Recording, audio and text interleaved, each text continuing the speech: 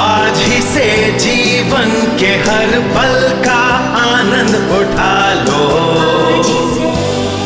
आज ही से मन की एक नई शांति पालो। समय आ गया बदलने का, समय आ गया कुछ करने का। अब उठा लो आनंद प्रतिदिन के जीवन का। आज की चर्चा का विषय है कि सफलता पाने के लिए जीवन में आत्मसंयम कितना अनिवार्य है। मैं अनुशासन व आत्मसंयम पर श्रृंखला कर रही हूं और जानती हूं कि आप उत्तेजित हैं। कल हमने एक वचन पढ़ा था निर्गमन 32 और पद 25 में, जिसमें कहा गया है कि लोगों को अपनी जीवन शैली पर संयम नहीं था और वे बड़े अनुशासनहीन थे, जिसके कारण वे अपने विरोधियों के बीच उपहास योग्य हुए। मेरा विश्वास है कि हम शैतान के लिए कई द्वार उसके मुंह पर बंद कर सकते हैं यदि हम अनुशासन और आत्मसंयम का पालन करें तो। दूसरे शब्दों में यह बिल्कुल संभव है कि आप या मैं शत्रु के लिए द्वार खोल सकते हैं जिससे निकलकर वे हमारे जीवन को कष्टप्रद बना सकते हैं, सिर्फ इस कारण से कि हम अनुशासन और आत्मसंयम का पालन नहीं करते। स्पष्टता हमें आत्मसंयम की जरूरत है क्योंकि वो प्रभु ने हमें दी है। वो आत्मा के फल का एक अंग है। प्रेम, आनंद, शांति, धीरज इत्यादि इत्यादि और आत्मसंयम। सभी कहिए मुझ में आत्मसंयम है। मैं कुछ कठिन सवालों के साथ अपने विषय का आरंभ करना चाहती हूं। वैसे सूची तो बड़ी लंबी, आप सबका उत्तर नहीं दे सकते, पर बात समझ सकते हैं। आपका मुंह कितना अनुशासित है? क्या आप अधिक बोलते हैं या कम बोलते हैं? कुछ लोग काफी बोलते नहीं। कुछ लोगों के साथ रहना बहुत ही मुश्किल होता है क्योंकि वे इतने शांत रहते हैं कि सबको बेचैन कर देते हैं। क्या आप जोर से बोलते हैं? क्या आप बहुत धीरे बोलते हैं? क्या आप अस्पष्ट बोलते हैं कि सभी आपसे पूछते हैं क्या क्या? हाँ हाँ। क्या आप गपशप आलोचना करते हैं और दूसरों का भेद खोलते हैं?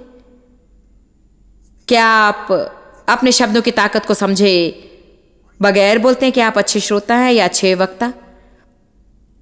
क्या आप अपने मन को भटकने देते हैं या क्या आप गलत विचारों और बेकार की कल्पनाओं को हटा देते हैं?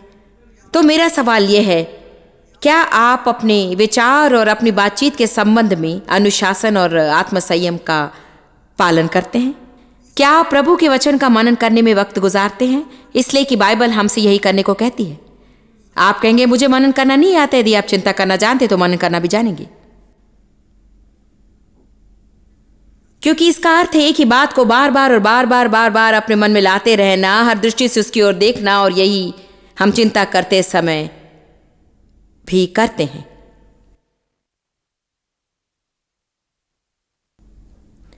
खान पान के प्रति कितने संयमित हैं? खान पान के विषय में प्रभु ने मुझसे कहा कि उतना ही खाना चाहिए जितना जरूरी हो, और हर बार भोजन से पहले ब्रेड और बटर खाना उतना ज़रूरी नहीं है, क्योंकि कुछ मिनट इंतज़ार करना व आत्मसंयम रखना अच्छा है। और मैं 5 लोगों के साथ खाने बैठी और वहाँ ब्रेड और बटर लाकर रखा गया, परंतु किसी ने भी उसे नहीं छोड़ा। बड़े मज़े की बात थी वो कि ब्रेड आगे रखा गया था और सभी उसे देखकर बैठे थे। अंत में किसी ने कहा कि क्या कोई उसे खाने की हिम्मत करेगा?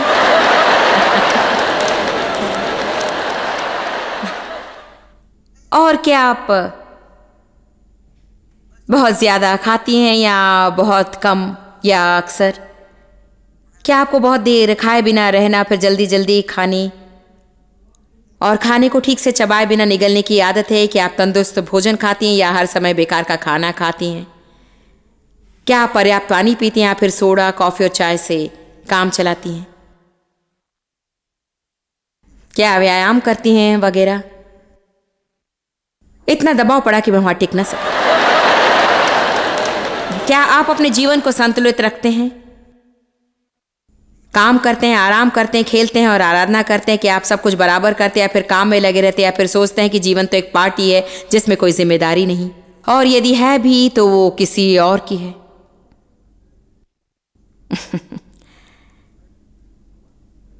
क्या आप अधिक पैसे खर्च करते हैं, या फिर जरूरत पड़ने पर भी आप खर्च किए बिना कंजूसी करते हैं? क्या आप नियमित तौर पर दान देते हैं, या फिर गलत इरादे के साथ अत्याधिक दे देते हैं? क्या आप जानते हैं कि बाइबल कहती है कि आपको अपनी काबिलियत जाननी चाहिए? अपने चेकबुक को बैलेंस करके कितना महीना हो गया है? क्या आप जानते हैं कि अगले महीने आपको कौन कौन से बिल भरने हैं? क्या आप जानते हैं कि आपके पास कितना धन है, या जानने से आप घबराते हैं? क्या आप आगे की सोचते हैं, या जानते हैं कि भविष्य में आपको कौन कौन से बिल भरने पड़ेंगे? क्या आपने कभी सोचा है कि आपको कुछ पैसे अलग रखना चाहिए ताकि आप अनायास आने वाले खर्चों का सामना कर सकें? या फिर आपको योजना नहीं बनाते और अनायास खर्च करने की मजबूरी आने पर आप शैतान से क्रोधित होते हैं?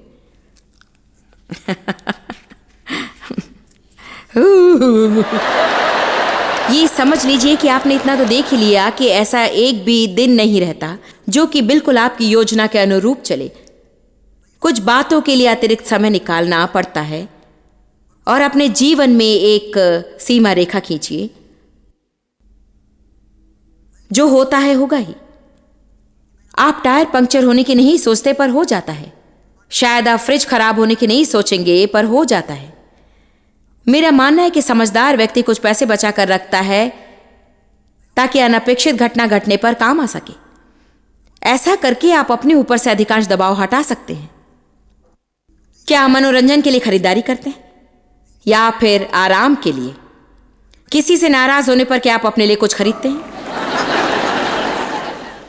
क्या आप खुद को इतना अनुशासित रखते हैं कि 80% समय आपके जीवन की 3 प्रधान प्राथमिकताओं में बीत जाए?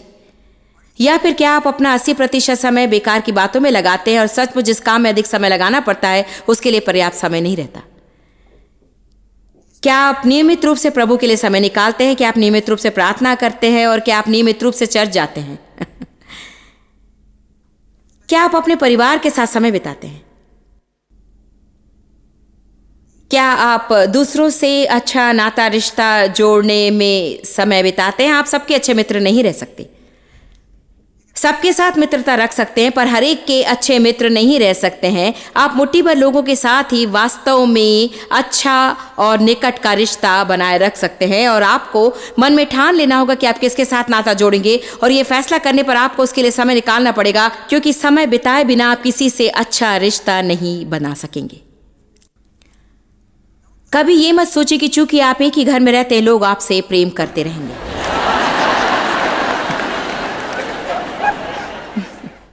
हेलो, यदि अभी आप बच्चों के साथ वक्त नहीं गुजारेंगे तो किसी दिन आप बूढ़े होंगे और वे आपसे मिलने नहीं आएंगे, और आप उनसे नाराज होंगे, लेकिन आप भूल गए कि आपने कभी उनके साथ वक्त नहीं गुजारा जब उन्हें तुम्हारी जरूरत थी। हर समय आपके काम से वे प्रभावित नहीं हुए, वे आपका वक्त चाहते हैं। आमीन। जानते हैं, हमारे जीवन में ऐसी अनेक चीजें हैं जो आसानी से बदल सकती हैं यदि आप एक दिन बैठकर सूची बनाकर प्रभु से कहें, मेरे जीवन में इतनी बर्बादी का क्या कारण है प्रभु। मैं दावे के साथ कह सकती हूँ कि उस दिन के बीत जाने से पहले प्रभु कम से कम 4-5 बातें आपको बताएगा, जिन्हें यदि आप अपने जीवन में क्रमबद्ध कर लेंगे, यदि आप अपने जीवन में थोड़ा सा सामंजस्य करेंगे, कुछ व्यर्थ चीजों को हटा देंगे जो कोई फल ना दे, और आवश्यक बातों के लिए पर्याप्त समय निकाल लेंगे, तो शीघ्र ही आपके जीवन में सब कुछ बदलने लगेगा। आमीन। और जब मैं इस सूची को पढ़ने लगी, मैंने सोचा अरे ये तो बहुत ही लंबी है। लोगों को लगेगा आप कैसे उम्मीद करते कि मैं इसे कर सकूंगी। देखिए, सच ये है कि यदि सचमुच आप सफलता पाना चाहते हैं तो ये एक पूर्णकालीन धंधा है, और आप अपना दिन हर प्रकार की बेकार की बातें सोचना और दिन भर पैसे खर्च करना, मनचाहे बोलना और जो चाहे खाना और दूसरों पर गुस्सा करना आदि नहीं कर सकते। ऐसा होना स्वाभाविक है, परंतु इसी को आपकी जीवन शैली बनाकर आप सफलता की उम्मीद नहीं रख सकते। जब भी आपको कुछ ना कुछ बोलने की इच्छा हो, तब आपको अपनी जबान बंद रखनी होगी और अपने विचारों पर काबू रखना होगा। सोफे पर लेटे रहने की अपेक्षा कोई काम करना पड़ेगा, वगैरह वगैरह। अनुशासन और आत्मसंयम ये हमारे चरित्र का निर्माण करते हैं। हमें चरित्र की आवश्यकता है। न चाहते हुए भी हमें जो करना चाहिए उसे करने पर हमारे चरित्र का विकास होता है। आमीन। ठोस ईश्वरीय चरित्र का विकास तभी होता है जब आप वो कार्य करते हैं जिसमें आपकी दिलचस्पी नहीं रहती। यदि आपको उसे करने की इच्छा होती है, वास्तव में उससे भलाई होती है, परंतु वो उतना प्रभाव नहीं डालती जितना कि तब जब आप अपने जीवन के उन क्षेत्रों पर वार करने लगेंगे जिसमें आपकी दिलचस्पी नहीं रहती, फिर भी आप करते हैं। जैसे कि यदि आप किसी से नाराज हैं और उनसे आप बातें करना नहीं चाहते, पर आप जानते हैं कि आपको बातें करना चाहिए। इसलिए किसी तरह से आप जाकर उनसे बातें करते हैं, तो फिर आत्मिक रीति से आपका विकास होता है। ऐसा करने पर आपके ईश्वरीय चरित्र का विकास होता है। जब कोई आपसे दुर्व्यवहार करता है और आप उससे अच्छा व्यवहार करते हैं, तो आप बढ़ोतरी में हैं। ध्यान दीजिए, मैंने सिर्फ बढ़ोतरी नहीं कहा, मैंने कहा बढ़ोतरी में है। ऐसा है कि आप में से कितने लोग कभी कभी खुद को बड़ा होता अनुभव करते हैं। जब आप उस दर्द को महसूस करते हैं, तब जान लीजिए कि आप बढ़ रहे हैं।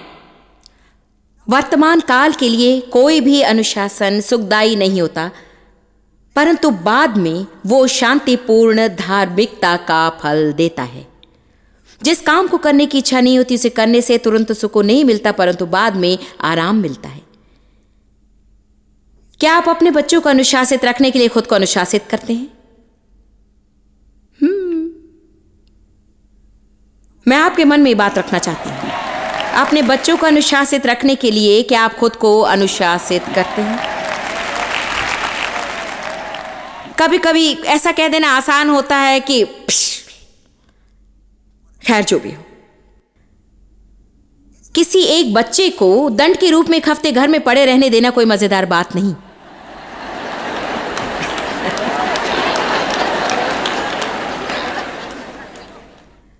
क्या आप अपने बच्चों को अनुशासित करने के लिए खुद को अनुशासित रखते हैं? क्या आपको जिन चीज़ों का सामना करना ज़रूरी होता है, उनका सामना करने के लिए आप खुद को संयमित रखते हैं, या फिर आप उन लोगों में से एक है जो सब कुछ लुढ़का देते हैं क्योंकि आप सोचते हैं मुझे शांति चाहिए और मैं किसी भी विषय से निपटना नहीं चाहता?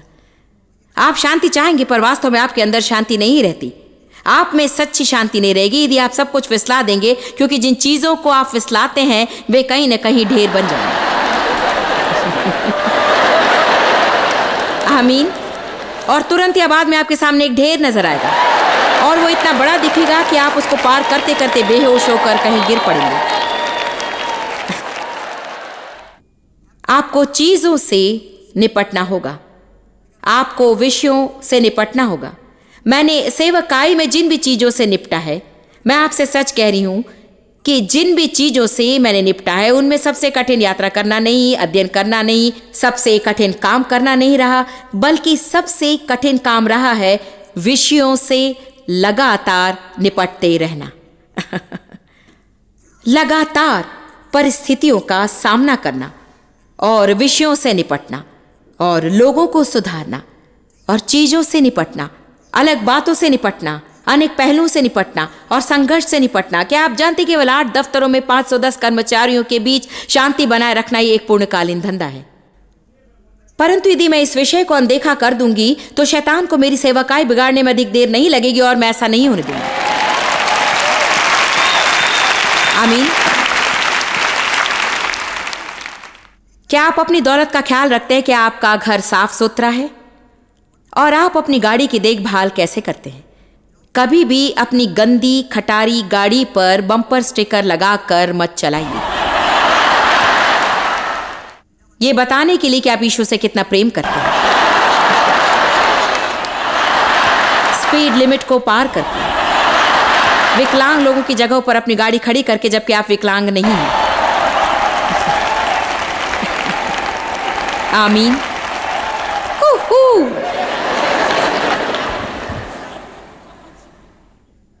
अपनी कार की कैसे देखभाल करते हैं? क्या आप उसके अंगों को बदलते हैं या फिर क्या आप उसके टूटकर गिरने तक का इंतजार करते हैं और नई के लिए प्रभु पर विश्वास रखते हैं? क्या आप अपने व्यक्तित्व की ओर ध्यान देते हैं? क्या आप घर से बाहर निकलने से पहले खुद को आईने में देखते हैं? कुछ लोगों को देखकर मैं सोचती हूं,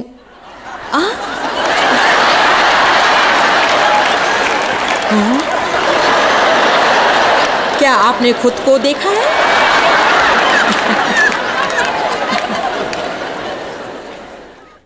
आजकल ऐसा नहीं होता क्योंकि अब लोग जानते हैं कि मैं कैसी हूं, लेकिन आरंभ में कुछ कर्मचारी थे जो अनशन ढंग से कपड़े पहनकर आ जाते थे और पूछने पर बताते थे कि बिजली चली जाने के कारण वे कपड़ों पर इस्त्री नहीं लगा सके, और मैं जॉयस मैन मिनिस्ट्रीज के प्रेसिडेंट होने के नाते उनके पास जाकर उन्हें घर जाकर इस्त्री करके ठीक ढंग से कपड़े पहन कर आने को कहती, और मैं कहती कि आगे से मुझे ऐसा करने का मौका मत दीजिए। ओ, मैंने ध्यान नहीं दिया कि कपड़ों पे इस्त्री नहीं थी।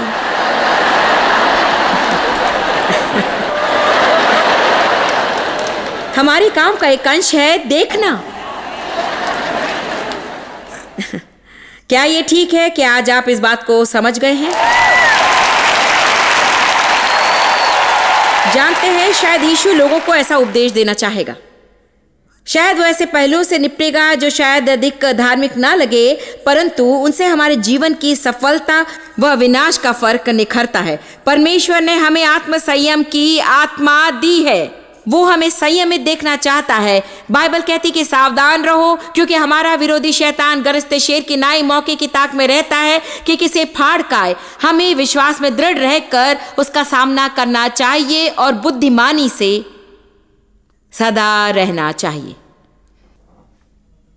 यदि आप ढीला जीवन बिताएं तो कभी शैतानी का सामना नहीं कर सकेंगे। बाइबल असंयमित स्त्री के बारे में कहते हैं और हम उसका संबंध यौन संबंधी असंयम से जोड़ते हैं, और शायद ये ठीक हो सकता है, परंतु मुझे लगता है कि अनेक असंयमित लोग हैं। इन सबको थोड़ा संयमित करना ही है। Come on. लेकिन इसका मेरी चमत्कार से क्या ताल्लुक है? मैं आज यहाँ ये जानने आई हूँ कि मैं सफलता कैसे पाऊँ। मैं यहाँ अनुशासन और आत्म संयम के बारे में सुनने को नहीं आई। शैतान मुझे तंग कर रहा है और मैं चाहती हूँ कि आप मुझे उसे दूर भगाने का उपाय बताएं। ओ प्यारे, मैं आ गया। अपना घर साफ कीजिए, अपनी कार साफ कीजिए, अपने बिल भरिए, कपड़ों पर इस्त्री लगाइए।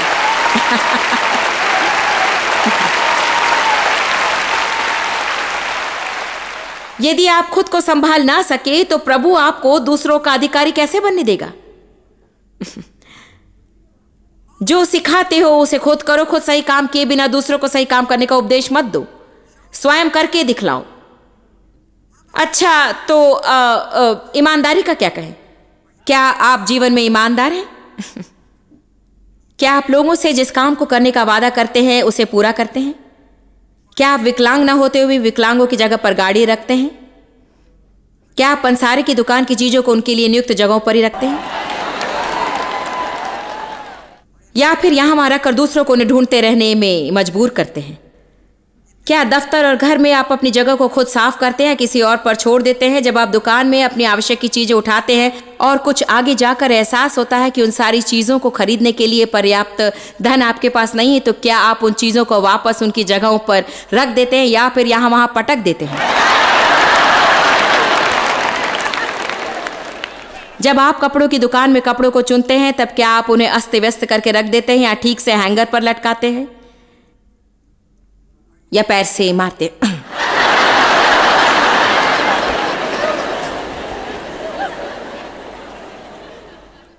यदि आप असंयमित व्यक्ति हैं तो मैं बताती हूं कि आपको क्या करना चाहिए। आपको उनके प्रति निराश ना होकर एक एक करके अपने जीवन के हर पहलुओं से निपटना चाहिए। शायद सारी अव्यवस्थित चीजों को देखकर आपको लगेगा कि आपके सामने एक बड़ा पर्वत है जिससे आपको निपटना है, परंतु मैं आपसे कहती हूँ कि यदि प्रभु फिर से आने पर आपको आगे बढ़ते हुए देखेगा तो प्रसन्न होगा। चाहे आप मंजिल तक ना पहुंचे हों, पर यदि वो आपको अग्रसर होता हुआ देखेगा तो वो खुश होगा। अपने जीवन के अव्यवस्थित क्षेत्रों को सुधारने लगिए और वो सब कीजिए जो प्रभु कहता है। ये उन प्रवचनों में से एक है जिसे आप सुनना पसंद नहीं करेंगे, परंतु निश्चय ही बाद में जब आप ऐसा करने लगेंगे तब आपको अच्छा लगेगा। मैं जानती हूँ कुछ लोग सोचेंगे मुझे घर साफ करना है, मुझे वजन कम करना है, मैंने 1 साल से अपना चेकबुक नहीं देखा है, मेरे बच्चे बिल्कुल बिगड़े हैं। आप चाहेंगे कि घर जाकर दवा खाएं और बिस्तर पर लेटकर सो जाएं। परंतु कभी न कभी जब आप उठेंगे तो सब कुछ ज्यों का त्यों ही रहेगा। 1 कुरिन्थियों 9:25, हर एक खिलाड़ी जो प्रशिक्षण पाता है खुद को संयमित रखता है, अर्थात वो अनुशासित रहता है, वो अनुशासन का पालन करता है, उसमें आत्मसंयम रहता है। वो इस ताक में नहीं रहता कि कोई आकर उसके बदले कुछ करे, वो खुद ही करता है। और वो जीवन में हर चीज की पाबंदी रखता है। आजकल हमारे समाज में लोगों को पाबंदी अच्छी नहीं लगती। वे चाहते हैं स्वतंत्रता, परंतु क्या आप जानते हैं सच्ची स्वतंत्रता कभी भी मनचाहा कुछ भी करना नहीं है, ये जानते हुए भी कि कोई बात आपके लिए कल्याणकारी नहीं है, उसे करना सच्ची स्वतंत्रता नहीं है।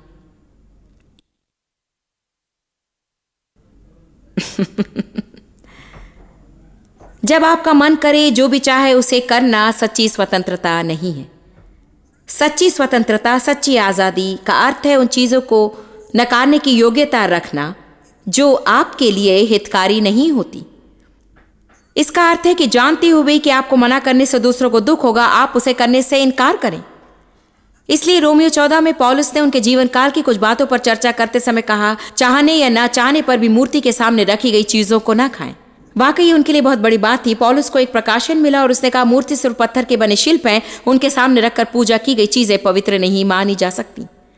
लेकिन आज भी कई लोग इससे परेशान हैं क्योंकि उनकी चेतना कमजोर होती है।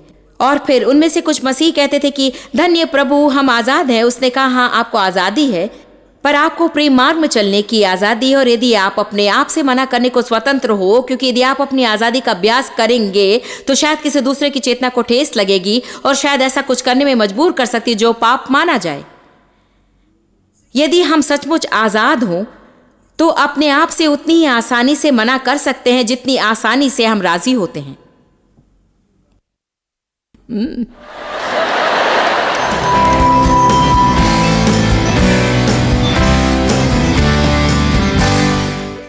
मैं मानती हूं कि यदि आप अगले हफ्ते भर का कार्यक्रम देखते रहेंगे तो आप अपनी आर्थिक स्तर में सकारात्मक परिवर्तन देख सकेंगे।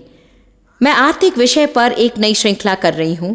अगले हफ्ते हमारे खास अतिथि होंगे फिल प्रिंगल, जिन्होंने आर्थिकता के विषय में बहुत कुछ लिखा और अध्ययन किया है। मैं मानती हूं कि आर्थिक नियोजन करने का विशेष वरदान मुझे और डेव को प्राप्त है। हमारी सेवकाई कर्ज मुक्त सेवकाई है और इसका कारण यह है कि हमने इस विषय में ईश्वरीय सिद्धांतों को अपनाया है। आप शायद सोचेंगे कर्ज मुक्त, मैं कभी कर्ज से नहीं छूट सकता। यह आपकी पहली गलती है। सचमुच मैं चाहती हूं कि आप हमारा कार्यक्रम देखें जिससे आप कर्ज के दबाव से छूट सकेंगे।